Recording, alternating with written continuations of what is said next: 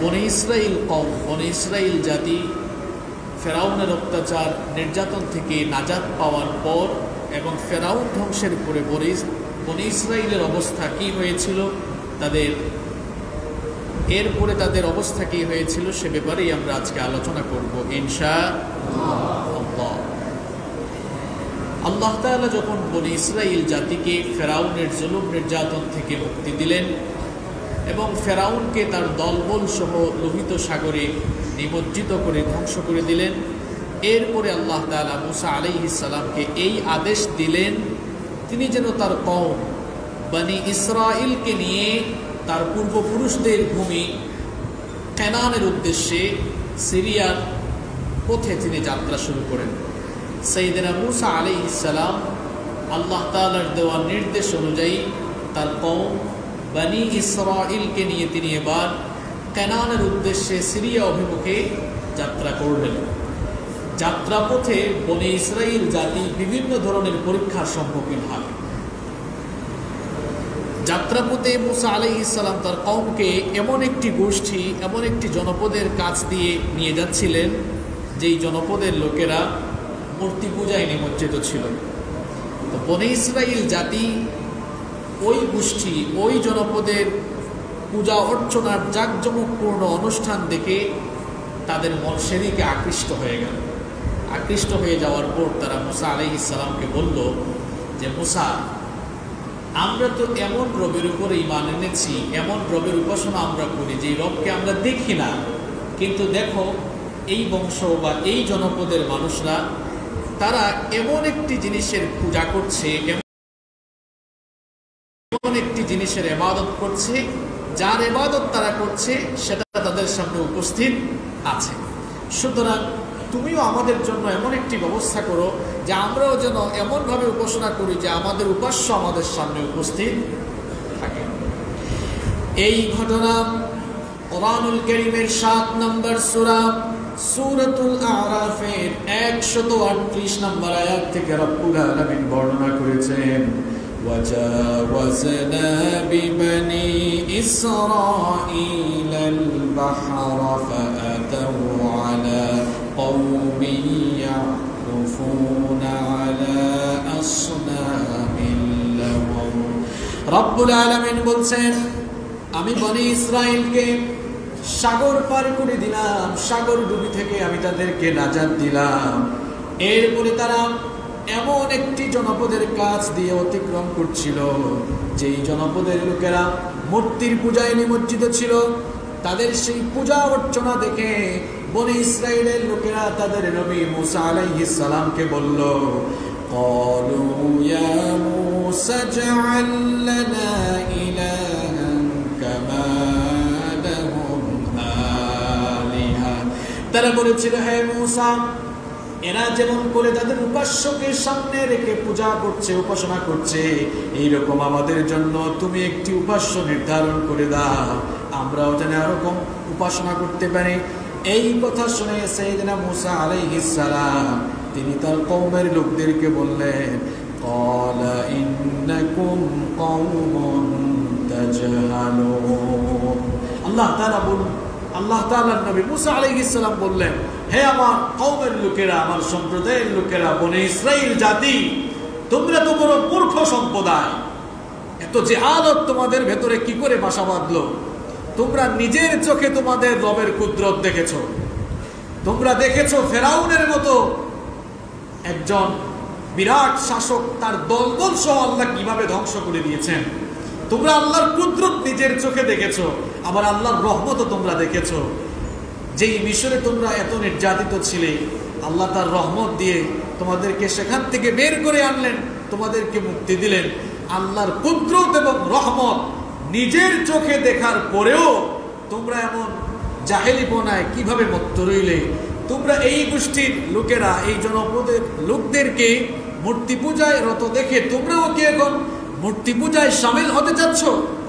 তোমরা যাদেরকে দেখে এই আকাঙ্ক্ষা পোষণ করছো তাদের ব্যাপারে জেনে নাও, ইন্না হাউলাই মুতাবাররুম মা হুম ফীহি ওয়া বাতিলুম মা কানু ইয়ামালুন। মুসা আলাইহিস সালাম বললেন, এরা যেসব জিনিসের পূজা করছে সেগুলো ধ্বংস হয়ে যাবে, এবং এরা যে সকল কাজ করছে সেই সকল কর্মকাণ্ড বাতিল কাজ। তিনি তার কওমের লোকদেরকে আর বললেন, قال أغير الله أبغيكم إلها وهو فضلكم على العالمين। তিনি বললেন, আমি কি তোমাদেরকে আল্লাহ ছাড়া এমন কোন ইলাহের ব্যাপারে সন্ধান দেব? আমি আল্লাহ ছাড়া আর কোন ইলাহের ব্যাপারে তোমাদেরকে সন্ধান দেব, অথচ তিনি তোমাদেরকে জগৎবাসীর উপরে শ্রেষ্ঠত্ব দান করেছেন। সুবহানাল্লাহ। বনি ইসরাইল জাতিকে আল্লাহ তাআলা সেই সময়ে দুনিয়ার সকলের উপরে শ্রেষ্ঠত্ব দিয়েছিলেন। আর বনি ইসরাইল এই জাতি, এরা এত হটকারী এবং আল্লাহর সঙ্গে এত নাফরমানি তারা প্রদর্শন করেছিল। আজকের আলোচনায় আপনারা দেখবেন আল্লাহর এত নেয়ামত পেয়েছে, আবার নেয়ামত পাওয়ার পরপরই আল্লাহর সঙ্গে তারা হটকারীমূলক আচরণও করেছে। তিনি বললেন যে, আমি কি তোমাদেরকে আল্লাহ ছাড়া অন্য কোনো ইলাহের সন্ধান দেব, অথচ তিনি তো তোমাদেরকে জগৎবাসীর উপরে শ্রেষ্ঠত্ব দান করেছেন। এত তাড়াতাড়ি তোমরা আল্লাহর কুদরত কিভাবে ভুলে গেলে? এত তাড়াতাড়ি তোমরা তোমাদের রবকে কিভাবে ভুলে গেলে? সবে মাত্রই তোমরা আল্লাহর কুদরতে, আল্লাহর রহমতে ফেরাউনের অত্যাচার থেকে মুক্তি পেয়েছো। মুসা আলাইহিস সালাম তার জাতি বনি ইসরাইলের লোকদেরকে স্মরণ করিয়ে দিলেন, ওয়া ইদ আনজাইনাকুম মিন আলি ফিরআউনা ইয়াসুমুনাকুম সুআল আযাব ইউকাত্তিলুনা আবনাআকুম ওয়া ইস্তাহইয়ুনা নিসাআকুম ওয়া ফি যালিকুম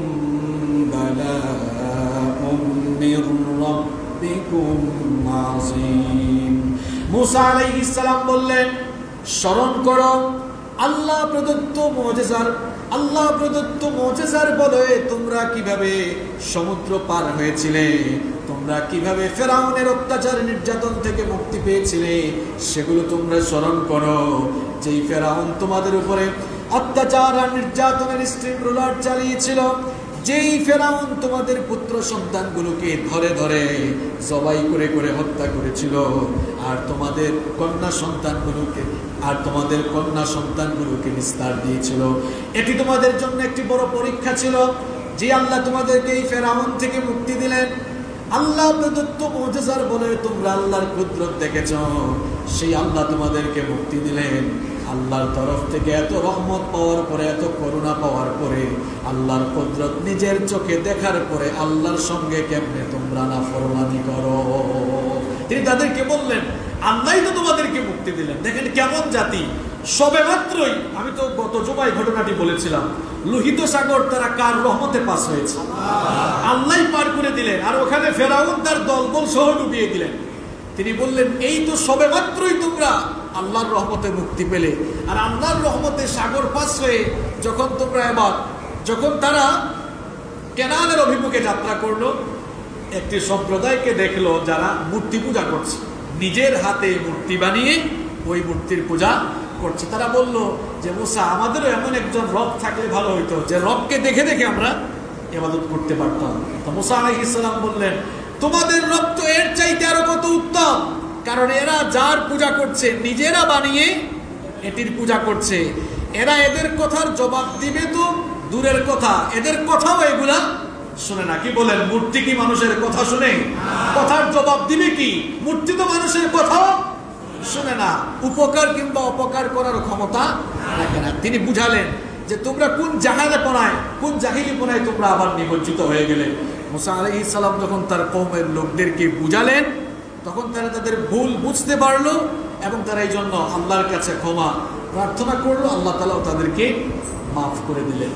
সাগর পাস হওয়ার পরে, ফেরাউনের অত্যাচার নির্যাতন থেকে মুক্তি পাওয়ার পরে, তারা প্রথমেই যে কাজটি করেছিল, তারা মূর্তি পূজায় ফিরে যেতে চাচ্ছিল। মুসা আলাইহিস সালাম তাদেরকে বুঝিয়ে আবারও তাদেরকে আল্লাহর দ্বীনের পথে ফিরিয়ে আনলেন। অতঃপর আল্লাহ তাআলা মুসা আলাইহিস সালামকে জানিয়ে দিলেন, ওগো আমার নবী মুসা, আমি তোমার কাছে কিতাব পাঠাতে চাই, আমি তোমার কাছে কিতাব নাজিল করতে চাই। মুসা আলাইহিস সালামকে আল্লাহ তাআলা যে কিতাব দিয়েছিলেন, তার উপরে যে কিতাব নাজিল হয়েছিল, সেই কিতাবের নাম কি? মাশাআল্লাহ, জানেন আপনারা সেই কিতাবের নাম তাওরাত। আল্লাহ তাআলা এবার মুসা নবীকে বললেন, তুমি তোমার কওম, তোমার উম্মত বনি ইসরাইলকে নিয়ে তুর পাহাড়ের দক্ষিণ পাশে চলে আসো। মুসা আলাইহিস সালামকে যখন আল্লাহ তাআলা এই আদেশ দিলেন, আল্লাহ তাআলা এই আদেশ দেওয়ার পর মুসা আলাইহিস সালাম তার কওম বনি ইসরাইলের দায়িত্ব তার আপন ভাই হারুন আলাইহিস সালামের কাছে সুপর্দ করে তিনি আগে ভাগেই তুর পাহাড়ে চলে গেলেন। গিয়ে তিনি সেখানে 40 দিন সিয়াম পালন করলেন এবং 40 দিন ইতিকাফ করলেন। এই ঘটনা কোরআনুল কারীমে রব্বুল আলামিন বর্ণনা করেছেন। আল্লাহ তাআলা বলছেন, ওয়া'আদনা মূসা 30 লাইলাতাও ওয়া আতমামনাহা বি'আশরিন ফাতাম্মা মীকাতু রাব্বিহি 40 লাইলা। রব্বুল আলামিন বলছেন, আর আমি মূসাকে 30 রাতের ওয়াদা দিয়েছিলাম এবং আমি আরো 10 রাত বাড়িয়ে 40 রাত দ্বারা আমার ওয়াদা পূর্ণ করলাম। এভাবে আমি মূসাকে 40 রাতের ওয়াদা দিয়ে পরিপূর্ণ করলাম। সাইয়েদনা মূসা আলাইহিস সালামকে যখন রব্বুল আলামিন তুর পাহাড়ে ডেকে নিয়ে গিয়েছিলেন, মূসা আলাইহিস সালাম তখন বনি ইসরাইলের দায়িত্ব তার আপন ভাই হারুন আলাইহিস সালামের কাছে সুপর্দ করলেন। হারুন আলাইহিস সালামকে তিনি তখন বলেছিলেন, ওয়াকালা মূসা লিআখিহি হারুন আখলুফনি ফি কওমি ওয়া আসলিহ ওয়া লা তাত্তাবি' সাবিলাল মুফসিদিন। মূসা আলাইহিস সালাম তার ভাই হারুনকে বললেন যে তুমি আমার অবর্তমানে আমার কওম বনি ইসরাইলের প্রতিনিধিত্ব গ্রহণ করো, তুমি আমার অবর্তমানে আমার রিপ্রেজেন্টেটিভ হিসেবে বনি ইসরাইলের দায়িত্ব পালন করবে আর এদেরকে সংশোধন করবে, অর্থাৎ এদেরকে নেক আমলের দিকে ধাবিত করবে। আর খবরদার ফাসাদ সৃষ্টিকারীদের পদাঙ্ক তুমি অনুসরণ করো না। শুনতেছেন তো আপনারা? খুব চমৎকার ঘটনা শুরু হয়েছে। দেখেন, আল্লাহ তাআলা মূসা আলাইহিস সালামকে তুর পাহাড়ে ডাকলেন। কিসের জন্য ডাকলেন? কি দেওয়ার জন্য? তাওরাত কিতাব দেওয়ার জন্য। আর মূসা আলাইহিস সালাম তার ভাই হারুন আলাইহিস সালামকে বললেন, তুমিও আমার কওম নিয়ে আস্তে আস্তে সবাইকে একত্রিত করে তুমিও আমাকে অনুসরণ করে আসতে থাকো, আর আমি আগে ভাগে তুর পাহাড়ে চলে যাই। দায়িত্ব দিয়ে গেলেন তার ভাইয়ের কাছে যে তুমি এদের দায়িত্ব গ্রহণ করো, এদেরকে সংশোধন করো, অর্থাৎ আমার অবর্তমানে কওমের দায়িত্ব গ্রহণ করে দিনী কাজগুলো, দিনী দাওয়াত তুমি তাদের মাঝে দিয়ে যাও। এরপরে মূসা আলাইহিস সালাম যখন তুর পাহাড়ে চলে গেলেন, এটি সেই পাহাড়, গত জুমায় বলেছিলাম যে মূসা আলাইহিস সালাম তার শ্বশুর বাড়ি, তার যে শ্বশুরের এলাকার নাম কি, কার মনে আছে বলেন তো? হ্যাঁ, শুআইব আলাইহিস সালাম তো তার শ্বশুরের নাম, আর তার শ্বশুর বাড়ি ছিল কোন জায়গায়? এই বুঝে আপনারা আলোচনা শুনেন না? মাদিয়ান। এটা মাদায়ানও না, শব্দটি হচ্ছে মাদিয়ান। ওই যে শুআইব আলাইহিস সালাম শ্বশুর বাড়ি থেকে আসতেছিলেন, মনে আছে ঘটনা? ওই যে মাদিয়ান থেকে মিশরে আসার সময় তুর পাহাড়ে আসার পরে কি দেখেছিলেন?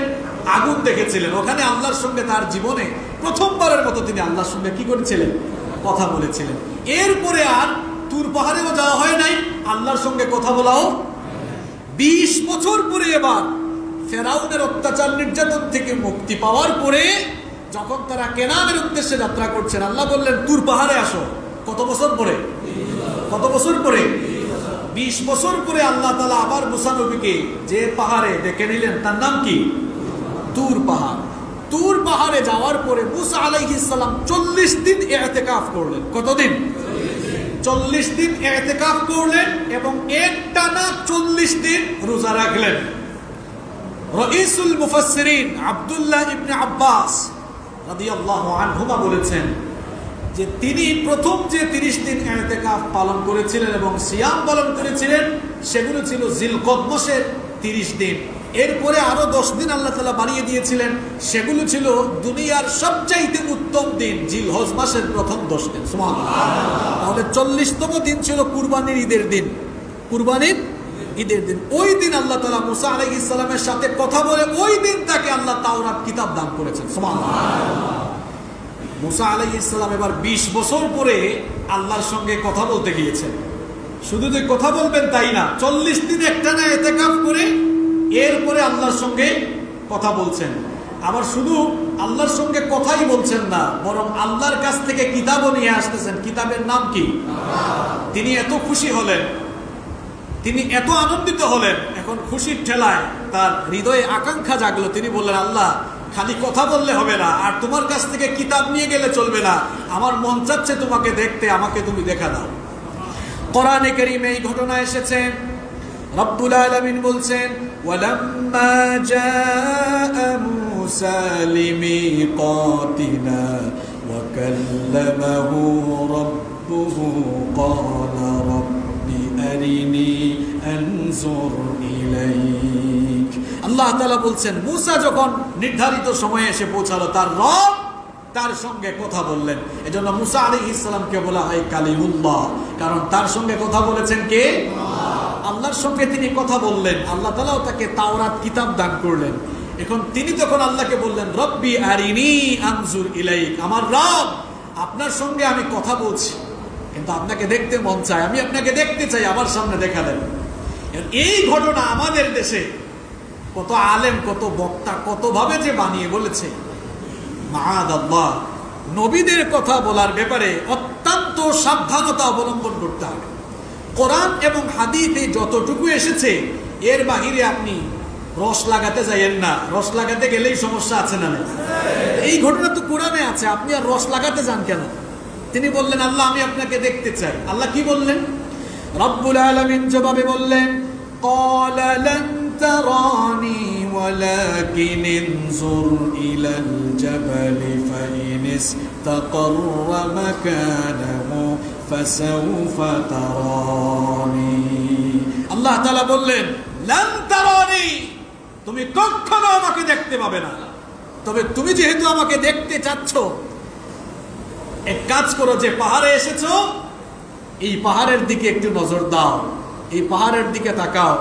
মানুষের গায়ের শক্তি বেশি না কাঠামোগত দিক থেকে পাহাড়ের শক্তি বেশি? কথা বলেন না কেন? কি পাহাড়ের শক্তি আপনাদের চেয়ে বেশি নাকি? পাহাড় তুলে দিতে পারবেন আপনারা? পাহাড় তো বিশাল। পাহাড় হচ্ছে মানুষের চাইতে অত্যন্ত স্থির এবং কাঠামোগত দিক থেকে অত্যন্ত শক্তিশালী। আল্লাহ তাআলা মূসা আলাইহিস সালামকে বললেন, লান তারানি, তুমি কখনো আমাকে দেখতে পাবে না, ওয়ালাকিন ইনজুর ইলাল জাবাল, বরং তুমি এই পাহাড়ের দিকে তাকাও। তুমি পাহাড়ের দিকে তাকাও, আমি আমার নূর থেকে সামান্য নূরের তাজাল্লি, সামান্য নূরের বিচ্ছুরণ এই পাহাড়ে ঘটাবো। যদি আমার এই নূর থেকে সামান্য নূরের বিচ্ছুরণ এই সুবিশাল পাহাড় সহ্য করতে পারে, তাহলেই তুমি তোমার রবকে দেখতে পাবে। এরপরে রব্বুল আলামিন তিনি তার নূর বিচ্ছুরণ, তিনি তার নূর থেকে কিছুটা নূর বিচ্ছুরণ করলেন। আল্লাহ নিজেই নূর, তার আলো যেটা সেটাও নূর, তার পর্দা যেটা সেটাও নূর। আল্লাহ তাআলা বলছেন, ফালাম্মা তাজাল্লা রাব্বুহু লিল জাবালি জাআলাহু দাক্কান ওয়া খাররা মূসা সাইকা।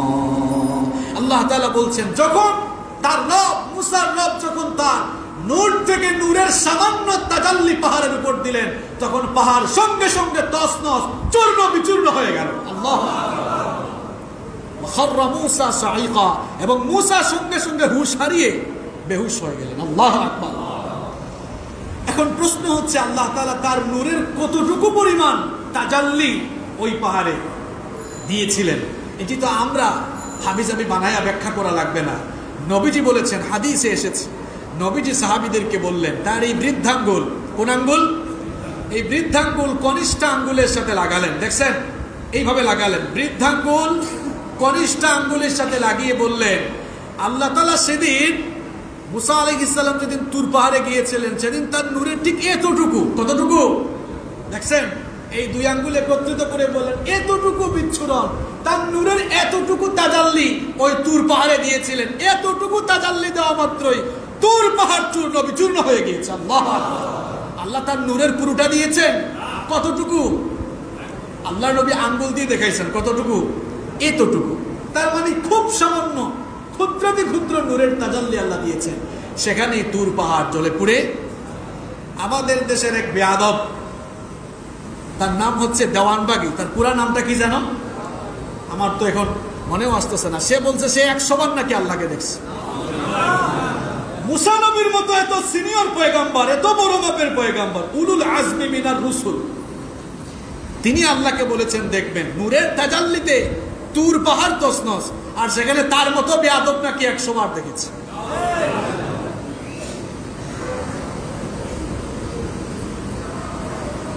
মুসা আলাইহিস সালাম এবার বেহুশ হয়ে গেলেন।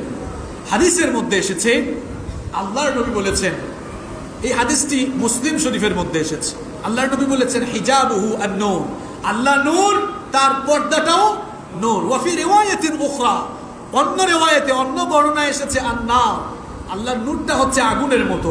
লাউ কাশাফাহু লাহারাকাত সুবহাতু ওয়াজহিহি মানতাহা ইলাইহি বাসারুহু মিন খালকিহি, আল্লাহ যদি তার নূরের পর্দা খুলে দেন, আল্লাহ যদি তার নূরের সমস্ত পর্দা খুলে দেন, তাহলে এই আলোয় গোটা সৃষ্টি জগৎ জ্বলে পুড়ে ছাই হয়ে যাবে। এজন্য আল্লাহর নবী বলেছেন, এজন্য আল্লাহ তাআলা সরাসরি কোরআনে কারীমে বলেছেন, কোন সৃষ্টি তার দর্শন শক্তি দিয়ে তার রবকে তার দৃষ্টি সীমানার ভেতরে নিয়ে আসতে পারবে? এই জন্য আল্লাহ তাআলা কোরআনুল কারীমের 6 নম্বর সূরা সূরাতুল আনআমের 103 নম্বর আয়াতে বলেছেন, লা তুদরিকুহুল আবসার ওয়া হুয়া ইউদরিকুল আবসার ওয়া হুয়াল লাতীফুল খাবীর। আল্লাহ তাআলা বলছেন দৃষ্টিসমূহ তাকে তাদের দৃষ্টির সীমানার ভেতরে নিয়ে আসতে পারে না। এর ব্যাখ্যায় তাফসীরের কিতাবগুলোতে এসেছে, দুনিয়ার যত সৃষ্টি রয়েছে, মানুষ, জিন, ফেরেশতা, পশু পাখি, জন্তু জানোয়ার, সবাই মিলে তারা সকলের দৃষ্টির ভেতরে আল্লাহ পাককে নিয়ে আসতে সক্ষম হবে না। কিন্তু আল্লাহ তাআলা তার দৃষ্টি দিয়ে তার সমস্ত সৃষ্টিকে পর্যবেক্ষণ করতে পারেন কিনা?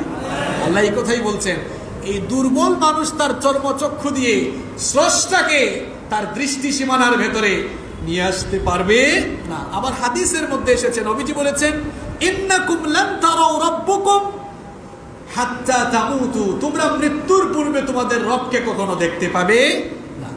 তবে হ্যাঁ, আল্লাহ পাককে দেখা যাবে, সেটা কিয়ামতের দিন কেবলমাত্র জান্নাতি লোকেরাই সরাসরি নিজের চোখে মন ভরে আল্লাহকে দেখতে পারবে। সুবহানাল্লাহ।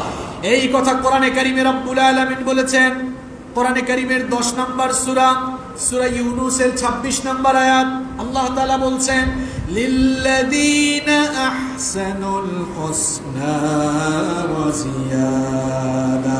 আল্লাহ তাআলা বলছেন, দুনিয়ায় যারা ভালো কাজ করবেন, দুনিয়ায় যারা ভালো কাজ করবে, নেক আমল করবে, তাদের জন্য ভালো পরিণাম, অর্থাৎ তাদের জন্য আল্লাহর জান্নাত রয়েছে এবং তাদের জন্য আরো বেশি কিছু রয়েছে। এই বেশি কিছু এটা আবার কি? এর ব্যাখ্যায় মুফাসসিরিনে কেরাম বলেছেন এবং অসংখ্য হাদিস এসেছে এই ব্যাপারে। কিয়ামতের দিন আল্লাহ তাআলা জান্নাতীদেরকে জান্নাতে ঢোকানোর পরে রব্বুল আলামিন জান্নাতীদেরকে বলবেন, ও আমার জান্নাতি বান্দারা, জান্নাতে আমি তোমাদেরকে যত নিয়ামত দিয়েছি, এই নিয়ামত সমূহ দেওয়ার পরেও আমার কাছে কিন্তু আরো দেওয়ার মতো বাকি আছে, অর্থাৎ তোমাদেরকে দেওয়ার মতো এর চাইতে আরো উৎকৃষ্ট জিনিস আমার কাছে আছে। বান্দারা তখন অবাক হয়ে যাবে, জান্নাতি বান্দারা তখন বলবে, ওগো আল্লাহ, কিয়ামতের দিন হাসরের মাঠে তুমি আমাদেরকে সম্মান দিয়েছো, তুমি আমাদেরকে মর্যাদা দিয়েছো, হাসরের মাঠে তুমি আমাদের চেহারাকে আলোকোজ্জ্বল বানিয়েছো, এরপরে জান্নাতের ভেতরে এত এত নিয়ামত দিয়েছো, আমরা দুনিয়ায় যেই জান্নাতের নিয়ামতের কথা শুনেছিলাম তার চাইতে বেশি নিয়ামত জান্নাতে পেয়েছি। এই জান্নাতে আমরা আরামায়েশের জন্য বালাখানা পেয়েছি, জান্নাতে আমরা ভালো ভালো খাবার দাবার পেয়েছি, দুনিয়ায় যা খেয়েছি, যা খাই নাই, এর চাইতে আরো বহু উন্নত মানের খাবার দাবার জান্নাতের ভেতরে আছে না নাই? এত খাবার দাবার, এত বিশাল বিশাল জান্নাত, সর্বনিম্ন মর্যাদার জান্নাতি যিনি হবেন তার জন্য 10টা পৃথিবীর মতো বিশাল বিশাল জান্নাত থাকবে। জান্নাতীরা বলবে, এত বিশাল বিশাল জান্নাত পেয়েছি, জান্নাতে এসে আমরা হুর পেয়েছি, জান্নাতে এসে আমরা এত নিয়ামত পেয়েছি, এত কিছু পাওয়ার পরেও আর কি কিছু বাকি থাকতে পারে নাকি? রব্বুল আলামিন বলবেন, যা কিছু পেয়েছো তার চাইতে সেরা জিনিসটাই এখনো বাকি আছে। রব্বুল আলামিন তখন বলবেন, যেই রবকে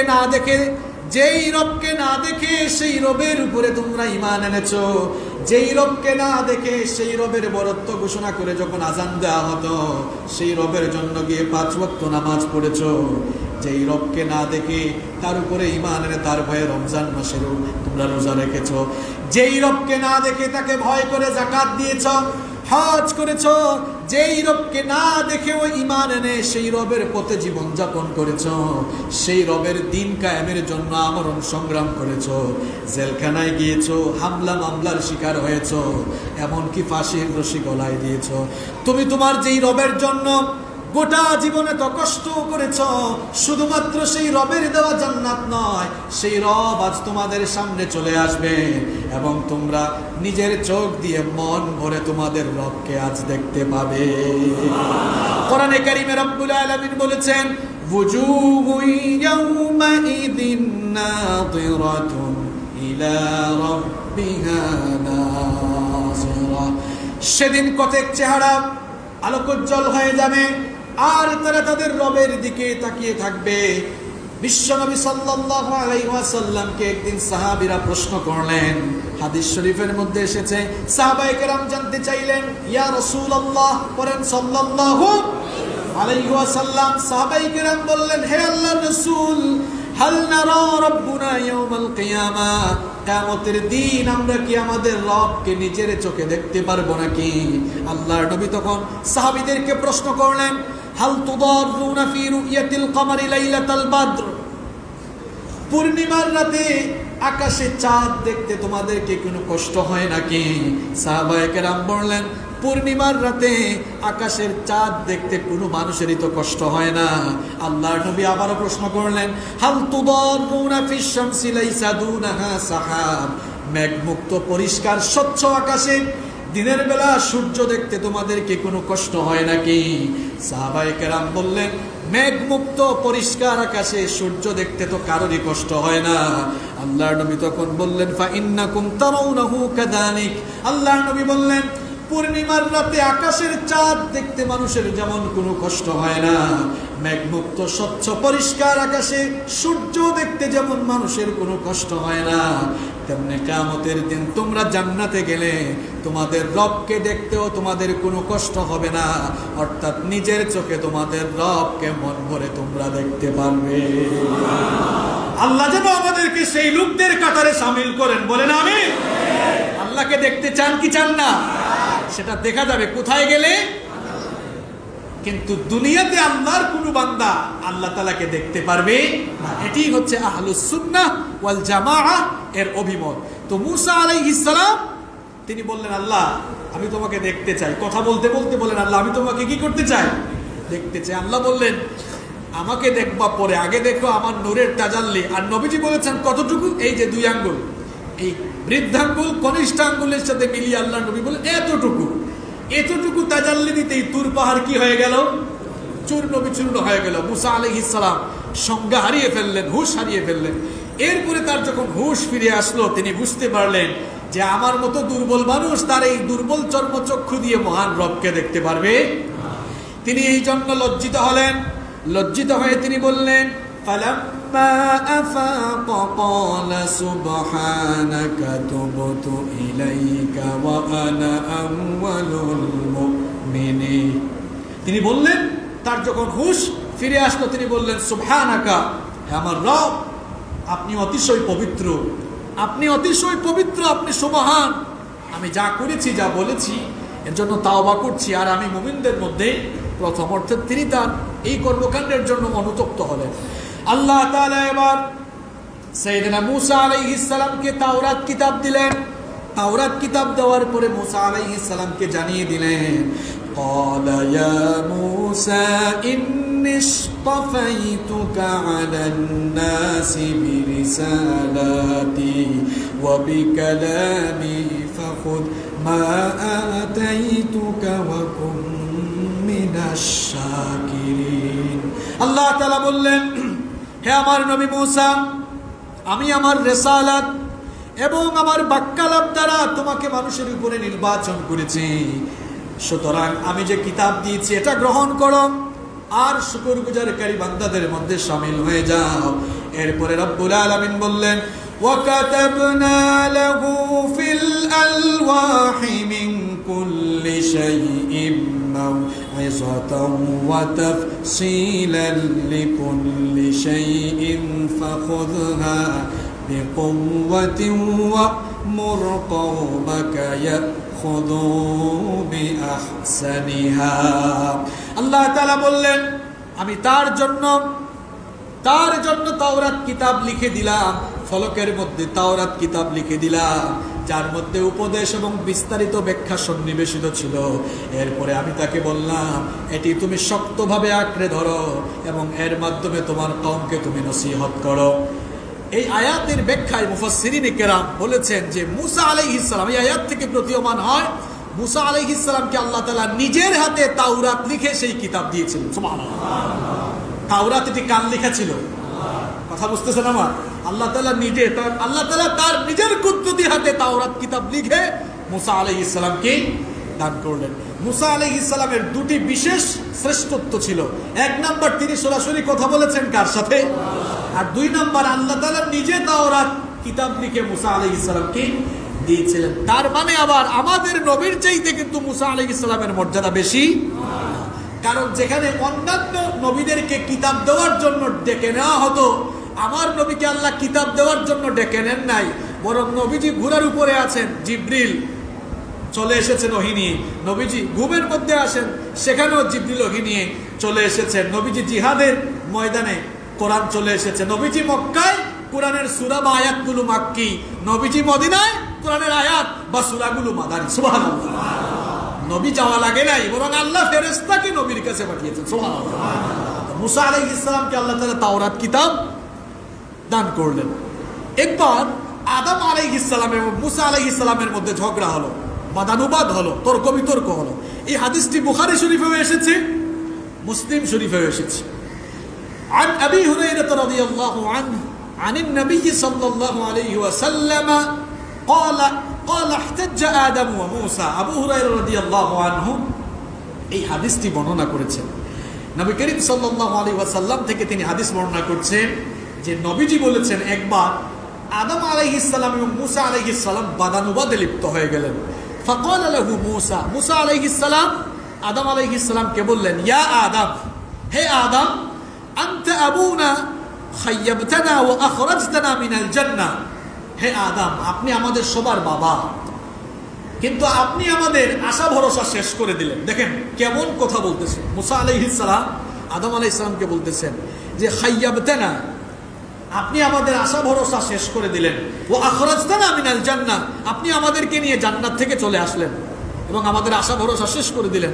আপনি যদি শয়তানের ধোঁকায় পড়ে জান্নাত থেকে বের হয়ে না আসতেন, তাহলে হয়তোবা আমরা এখন জান্নাতে থাকতাম, অথবা আমরা আসার পরে শয়তান আমাদেরকে আর ধোঁকা দিতে পারতো। বাদানুবাদ চলছে। আদম আলাইহিস সালাম বললেন, ইয়া মুসা, হে মুসা শোনো, ইয়া মুসা ইসতাফাকাল্লাহু বিকালামি, তুমি আমাকে নিয়ে কেন খামাখা চিন্তা করছো? নিজের কথা কেন ভুলে গিয়েছো? তুমি কি জানো আল্লাহ তাআলা তো কথা বলার জন্য মানুষের মধ্যে তিনি তোমাকে নির্বাচিত করেছেন। সুবহানাল্লাহ।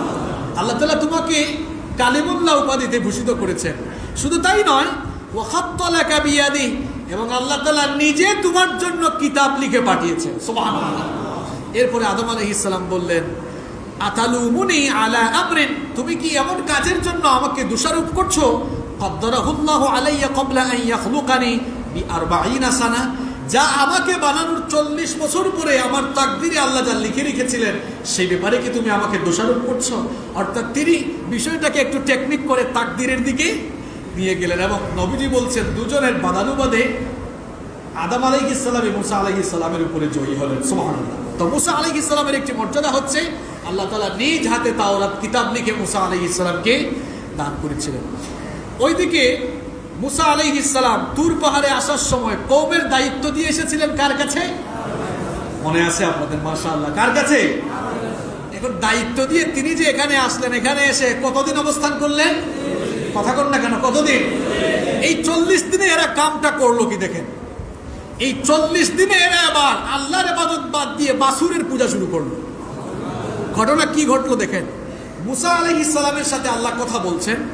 কথা বলার এক পর্যায়ে আল্লাহ তাআলা মুসা আলাইহিস সালামকে আল্লাহ তাআলা জিজ্ঞেস করলেন, কোরআনে কারীমের 20 নম্বর সূরা সূরা তাহা এর 83 নম্বর আয়াত থেকে এই ঘটনা বর্ণিত হচ্ছে। আল্লাহ তাআলা জিজ্ঞেস করলেন, ওয়ামা আ'জালাকা আন কওমিকা ইয়া মুসা। আল্লাহ তাআলা বললেন, হে মুসা, তুমি এত তাড়াতাড়ি তোমার কওমকে রেখে চলে আসলে কি কারণে? কোন জিনিস তোমাকে তোমার কওমকে ফেলে রেখে এখানে আগে আসতে বাধ্য করলো? তুমি কেন এত আগে আমার কাছে চলে আসলে? মুসা আলাইহিস সালাম তখন বললেন, ক্বালা হুম উলাই আলা আসারি ওয়া আজিলতু ইলাইকা রাব্বি লিতারদা। মুসা আলাইহিস সালাম তখন বললেন, হে আমার রব, আমি তো আমার কওমকে ফেলে আসি নাই, বরং তিনি বললেন, আমি আমার ভাইকে দায়িত্ব দিয়ে এসেছি, সে যেন সবাইকে একত্রিত করে আমি আসার পরে তারাও যেন এখানে চলে আসে, আর আমি আগে ভাগে এখানে চলে এসেছি যেন তুমি আমার উপরে সন্তুষ্ট হয়ে যাও।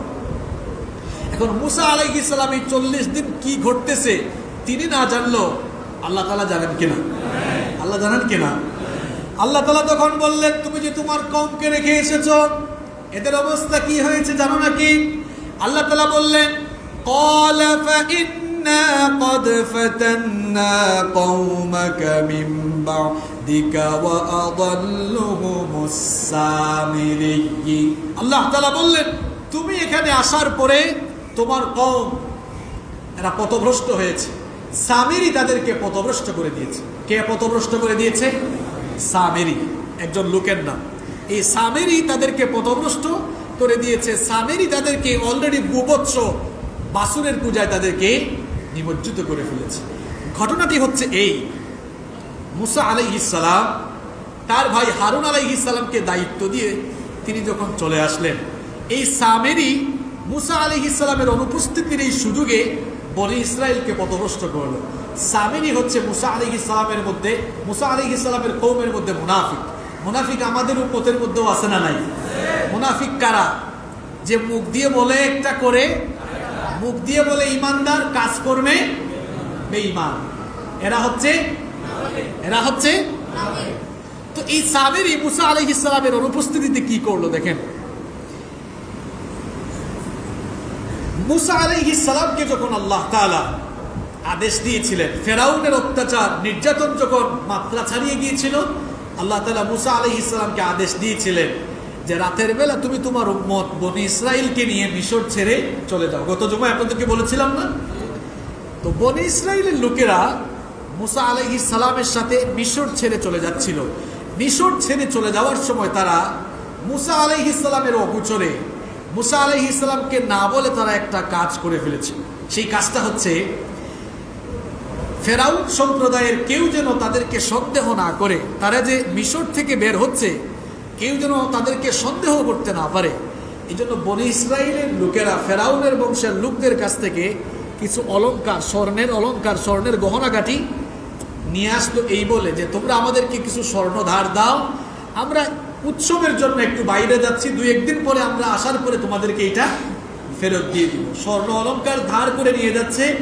এরা যে মিশর থেকে বের হচ্ছে যেন কেউ তাদেরকে সন্দেহ করতে না পারে। কিন্তু তাদের এই কাজের কথা মুসা আলাইহিস সালাম জানতেন না। মুসা আলাইহিস সালামের অগোচরে বনি ইসরাইলের লোকেরা এই কাজ করলো। তারা মিশর থেকে বের হওয়ার সময় ফেরাউনের বংশের লোকদের কাছ থেকে কিছু স্বর্ণ অলংকার ধার করে নিয়ে আসলো, বলল আমরা উৎসবের জন্য মিশরের বাইরে যাচ্ছি, 2-1 দিন পরে ফিরে আসলে তোমাদেরকে আবার দিয়ে দিব, যাতে এরা মনে করে, বুঝছি এরা তো 2-1 দিনের জন্য বাইরে উৎসব পালন করতে যাচ্ছে, আবার ফিরে আসবে।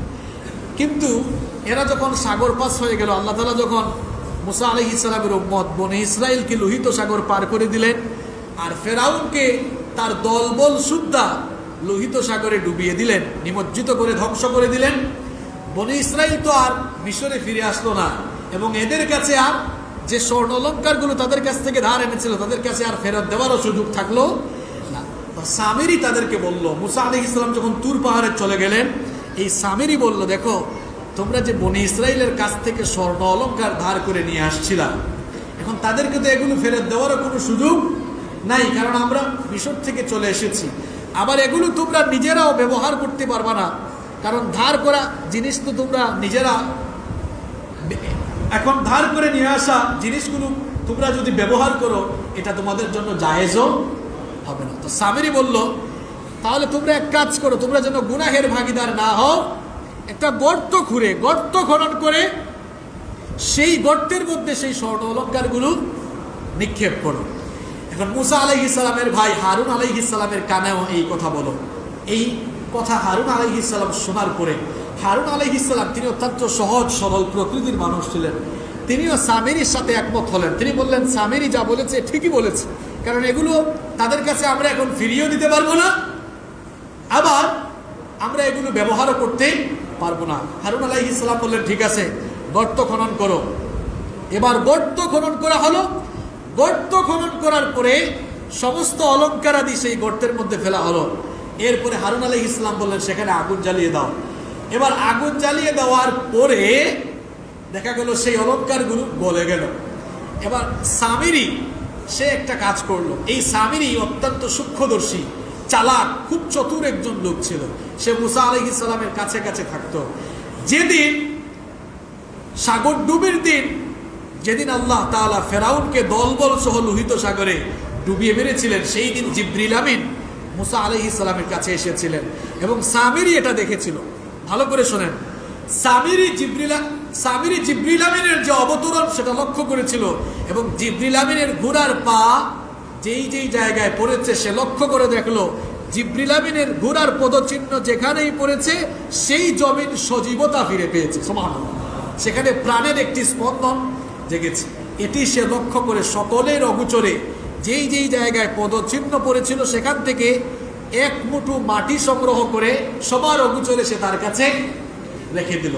কারণ এই সামিরি মনে করেছিল, সে আসলে মৌখিক ইমানদার ছিল, মুনাফিক ছিল। সে মনে করেছিল যে মুসা সম্ভবত এই ফেরেশতার কারণেই এত শক্তিশালী হয়েছে, সুতরাং এই ফেরেশতার মাটি যেখানে পড়তেছে দেখলাম সেখানেই সজীবতা, জমিন সজীবতা ফিরে পাচ্ছে, দেখি আমি এখানকার মাটি সংগ্রহ করে আমিও কিছু কারামত দেখাতে পারি কিনা। এবার সে ওই মাটি, যে মাটি সে সংগ্রহ করেছিল, সবাই যখন ওই গর্তের মধ্যে অলঙ্কার ফেললো, এবার ওই এক মুঠো মাটি সে যা সংগ্রহ করে তার কাছে রেখেছিল, সে এবার ওই মাটি কি করলো, ওই গলিত স্বর্ণ অলঙ্কারের উপরে ফেললো। এখন গলিত স্বর্ণ অলঙ্কারের উপরে এটি ফেলার পরে দেখা গেল এটি স্বর্ণের একটি বাছুর হয়ে গেল। কিসের বাছুর? কথা বল না কেন, কিসের বাছুর? এটা কি বানায় বলতেছি না, এটাই দেখেন সূরা তাহার মধ্যে এই ঘটনা এসেছে। এটা স্বর্ণের বাছুর হয়ে গেল এবং এটা হাম্বা হাম্বা বলে, গরুর ডাক তো হাম্বা হাম্বাই হয়, তাই না? এটা হাম্বা হাম্বা বলে ডাক দেওয়া শুরু করলো। যখন এটা এরকম আওয়াজ শুরু করলো তখন সামিরি বলল, হাদা ইলাহুকুম ওয়া ইলাহু মুসা, এটাই হচ্ছে মুসা এবং আমাদের রব, আমাদের ইলাহ। নাউযুবিল্লাহি মিন। এখন সামিরির মতো কিছু কাট্টা মুনাফিক যারা ছিল তারাও বলল, সম্ভবত এটাই আমাদের রব। মুসা মনে হয় বিভ্রান্ত হয়ে গেছে, এতদিন ভালো ছিল, এখন বিভ্রান্ত হয়ে মনে হয় মাথার স্ক্রু ঢিলা হয়ে গেছে, মুসা আমাদেরকে ছেড়ে চলে গেছে, হয়তো আসতে পারে, নাও আসতে পারে। সুতরাং মুসা আসার আগ পর্যন্ত যেহেতু আমরা আমাদের রব পেয়ে গেছি, আমরা চলে এটারই উপাসনা শুরু করে দিই। এখন হারুন আলাইহিস সালাম এটা দেখে উম্মতের লোকদেরকে বললেন, ওয়ালাকাদ ক্বালা লাহুম হারুন মিন ক্বাবলু ইয়া কওমি ইন্নামা ফুতিনতুম বি। হারুন আলাইহিস সালাম বললেন, হে আমার কওমের লোকেরা, তোমাদেরকে তো এর দ্বারা একটি বিরাট পরীক্ষায় ফেলা হয়েছে, তোমাদেরকে এই ঘটনা দ্বারা একটি বিরাট পরীক্ষায় ফেলা হয়েছে। ওয়া ইন্না রাব্বাকুমুর রাহমান, তোমাদের রব তো রহমান, তোমাদের রব তো বড় দয়ালু। ফাত্তাবিউনি, আমার অনুসরণ করো। ওয়া আতিউ আমরি, এবং আমি যা বলছি আমার আদেশ তোমরা মেনে চলো, আমার আনুগত্য করো। এরা তখন বলেছিল, ক্বালু লান নাবরাহা আলাইহি আকিফিনা হাত্তা ইয়ারজিআ ইলাইনা মূসা। তারা বলল, না হারুন, আমরা তোমার কথা মানব না, বরং মুসা আসার আগ পর্যন্ত আমরা এই গোবৎস, এই বাছুরের পূজাই আমরা করতে থাকবো। এখন মুসা আলাইহিস সালামকে আল্লাহ তাআলা বললেন, সামিরি এদেরকে পথভ্রষ্ট করে দিয়েছে, তাড়াতাড়ি তোমার কওমের কাছে ফিরে যাও। মুসা আলাইহিস সালাম এবার তার কওমের কাছে ফিরে আসলেন। এসে দেখলেন, হায় হায়, সত্যি সত্যি তো দেখা যাচ্ছে তার কওমের লোকেরা বাছুরের পূজা শুরু করে দিয়েছে। তিনি এসে তার কওমের লোকদেরকে বললেন, আমি তুর পাহাড়ে গেলাম, আল্লাহ যে আমাদের সঙ্গে ওয়াদা করেছিলেন, তোমরা আল্লাহর ওয়াদা কেমনে ভুলে গেলে? আমি আসা পর্যন্ত তোমরা কেন অপেক্ষা করলে না? তোমরা কেন আমার সাথে যে ওয়াদা করেছিলে তোমরা আল্লাহ ছাড়া আর কারো ইবাদত করবে না, এই ওয়াদার খেলাফ তোমরা কেন করলে? তারা তখন বলল, দেখো মুসা, আমরা তো ওয়াদার খেলাফ করি নাই, বরং আমাদের কাছে অলংকারের বোঝা ছিল। এখানে পরামর্শ করে সিদ্ধান্ত হয়েছিল যে আমরা যেন এই অলংকারগুলো একটা গর্তে ফেলে দেই। আর সামেরি আমাদেরকে এটা বলেছিল। এরপরে সামেরি কি যেন নিক্ষেপ করলো, তারপরে সেটা বাসুর হয়ে গেল। আর আমরা তো মনে করেছিলাম এটা আমাদের রব, এই জন্য আমরা এটার পূজা শুরু করেছি। এই জন্য আমাদেরকে দোষ দিও না, আমরা আসলে স্বেচ্ছায় এই কাজ করি নাই। মুসা আলাইহিস সালাম তিনি তো খুব রাগী নবী ছিলেন। এবার রেগে তিনি তার ভাই হারুন আলাইহিস সালামের চুল আর দাড়ি ধরে টান মারলেন, বলেন, এই হারুন, তোমাকে না বললাম এদেরকে দেখে রাখতে? এরা যে এই কাজ করলো, তুমি কি তাদেরকে বাধা দাও নাই? হারুন আলাইহিস সালাম তখন বললেন যে, ভাই আমার চুল আর দাড়ি ছাড়ো, রাগ করিও না, আমি এদেরকে বাধা দিয়েছি। কিন্তু আমি বাধা দেওয়ার পরে এরা আমাকে বলেছে আমাকে নাকি তারা হত্যা করে ফেলবে। আমি চিন্তা করলাম, তুমি আসার আগেই যদি আমি তাদের সঙ্গে যুদ্ধে লিপ্ত হয়ে যাই, অথবা এদেরকে ছেড়ে আমি তোমার কাছে চলে যাই, তাহলে তো এরা দলে দলে বিভক্ত হয়ে যাবে। এজন্য আমি তোমার আসা পর্যন্ত অপেক্ষা করছিলাম। মুসা আলাইহিস সালাম সামেরিকে বললেন, সামেরি, তুমি কেন এই কাজ করলে? সামেরি তখন বলল, সেও স্বীকার করে নিল। সে বলল, ওই যে জিবরিলের পদচিহ্নের মাটি সে সংগ্রহ করেছিল। সে বলল, আমি এই কাজ করে এটা করেছিলাম, আমার মন সায় দিয়েছিল এই কাজটি করার জন্য। আল্লাহ তাআলার তরফ থেকে এবার সামেরির জন্য শাস্তি নির্ধারণ হলো, এবং সামেরির সাথে তাল মিলে যারা মুনাফিক হয়ে ওই গোবৎসের পূজা করেছিল তাদের উপরেও এবার শাস্তি আসলো। মুসা আলাইহিস সালাম জানিয়ে দিলেন, আল্লাহ তাআলা সামেরির জন্য শাস্তি নির্ধারণ করেছেন যে সামেরি আজ থেকে যতদিন বেঁচে থাকবে তাকেও কেউ স্পর্শ করতে পারবে না, এবং সেও কাউকে স্পর্শ করতে পারবে না।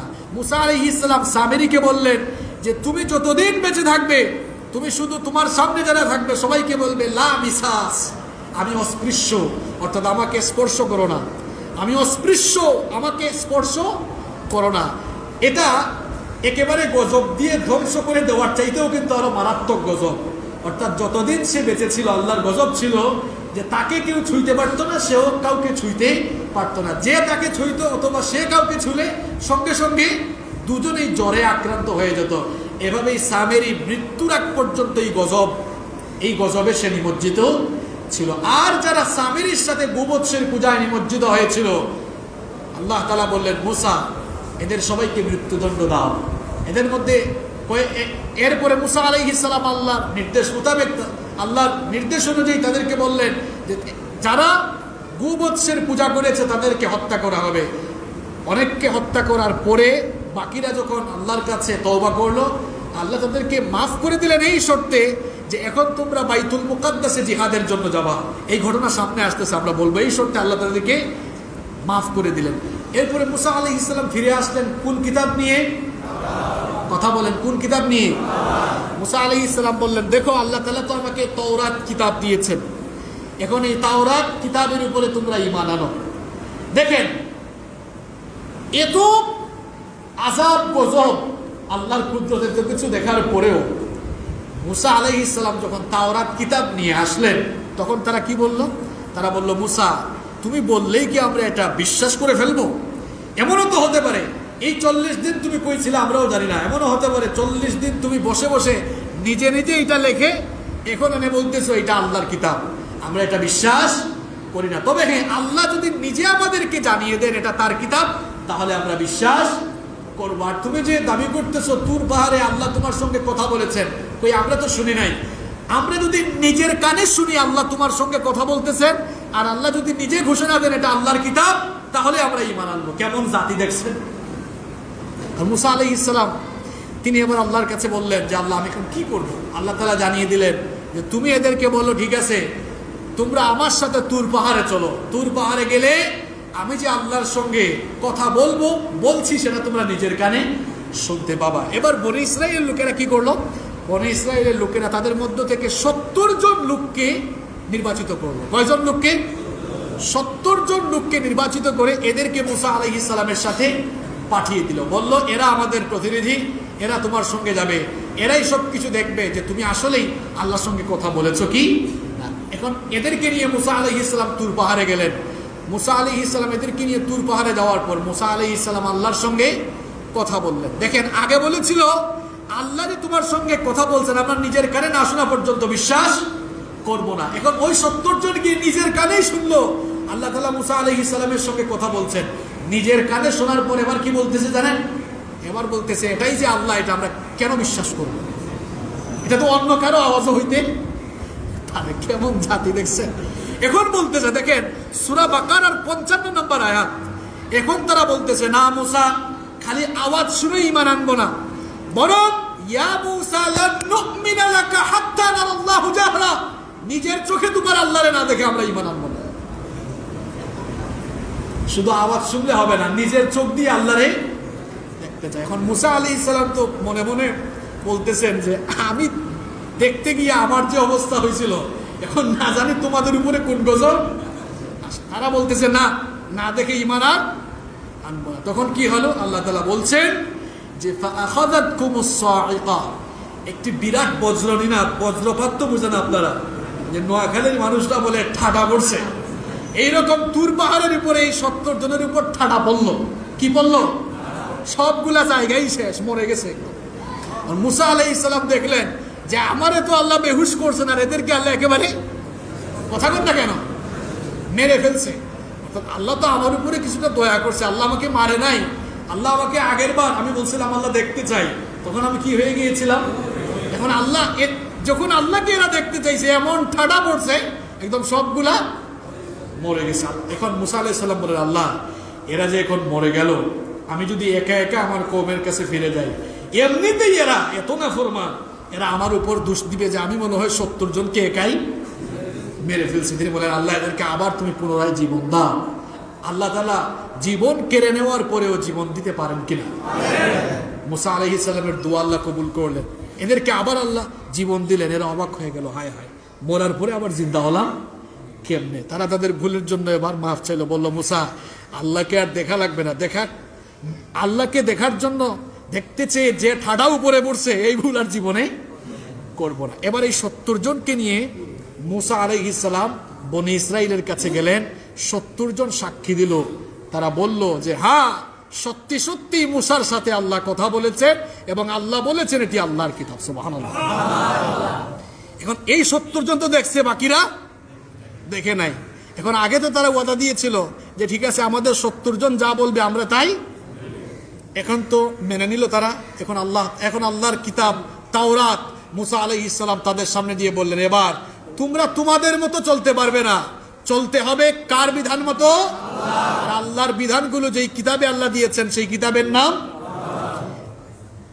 যারা দুনিয়া লোভী মানুষ এরা আল্লাহর আইন দিয়ে তাদের জীবন পরিচালনা করতে চায় না, এজন্য তারা আল্লাহর আইনের বিরোধী বা আল্লাহর আইন যেই দেশে যেই সমাজে আল্লাহর বিধান অনুযায়ী সমাজ দেশ চলে, দেখা যায় দিন বিরোধীরা তাদের অন্তরে জ্বালাপুরা লালন করে। কোথায় কোন দেশে শরিয়া আইন চালু হয়েছে, এই জন্য আমাদের দেশে লাফালাফি করতে করতে এক শ্রেণীর মানুষদের ঘুম হারাম হয়ে গেছে। ওই দেশের নামও তো আমি যদি বলি এখন এই যে ইউটিউবার ভাইরা নিচ্ছে, এটা আপলোড দিলে তাদের চ্যানেল ভ্যানিশ হয়ে যাবে। এখন কোন দেশ বুঝে নেন আপনারা?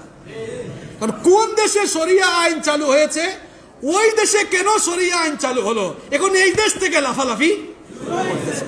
যারা এত লাফালাফি করে আমার তো মনে হয় এরা বনি ইসরাইলের মতো অত্যন্ত নাফরমান মানুষ। আল্লাহর আইন তাদের কাছে ভালো। এখন সব যখন ঠিকঠাক, মুসা আলাইহিস সালাম বলেন এটা মানো। এখন দেখতেছে আচ্ছা বলেন তো আল্লাহর আইন মানলে কি আর কেসনুবাজি করা যাবে? আল্লাহর আইন মানলে কি ওই গায়িকা নায়িকা নর্তকীদেরকে নিয়ে হোটেলে হোটেলে ঘোরা যাবে? আল্লাহর আইন মানলে কি মদ খাওয়া যাবে? মুনাফিকি করা যাবে? বনি ইসরাইল ভাবলো হায় হায়, মুসার কথা মেনে যদি তাওরাত দিয়ে জীবন পরিচালনা শুরু করি তাহলে তো আমরা আমাদের মতো চলতে পারবো।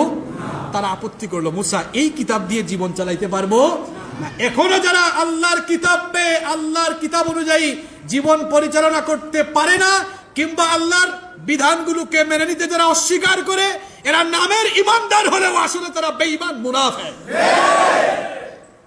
আল্লাহ তাআলা বললেন মুসা, এরা যদি এবার এত কিছু করার পরে প্রথমে বললে এটা আল্লাহর কিতাব, মানি না, আল্লাহ এটা দিয়েছেন, বিশ্বাস করি না। এমনও হতে পারে 40 দিন তুমি নিজেই এটা বানায় নিয়ে আসছো, নিজের কানে শুনতে চাই, নিজের কানে শুনে বললো না, কানে শুনলে হবে না, দেখতেও চাই, দেখতে গিয়ে ঠাড়া বললো, এরপরে সবাই আসলো, এবার বললো ঠিক আছে আমরা মানলাম, এখন আল্লাহর কিতাব দিয়ে জীবন চালাইতে চাই।